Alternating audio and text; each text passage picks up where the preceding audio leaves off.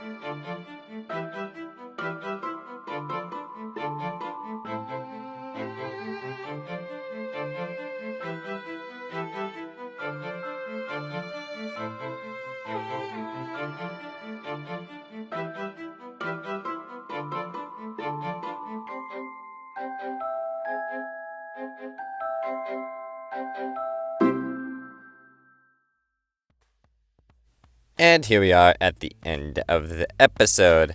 As you can see, he's still but a mere skeleton, although there was a lot more work done than appears. Unfortunately, it's still bare bones, but yeah, he's quite the project. I admit this lower jaw was basically the biggest challenge I've probably had with a doll so far, because I want him to be able to talk as well as make some creepy howling noises, because, well, he's a Wendigo. We have to be able to do these things.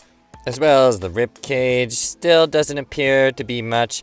There was a lot of touch-up work to be done. We'll be painting it and kind of adding more detail next time. The big time consumer there was obviously the spine and all those little bits and pieces. All those are going to be sticking out, and we'll probably have to add to them a little bit more as the clay layer gets added on. So that'll be interesting how that plays out. So be sure to tune in next week where I'll be painting, and hopefully we'll get some time to add in that final layer of clay and make him look more than just like a skeleton at this point, although technically a Wendigo is a skeleton. Anyway, thanks for watching. Remember to like, comment, share, and subscribe if you're new. I've been your host, Evan Falk. Anyway, that's enough from me. Till next time, take it easy.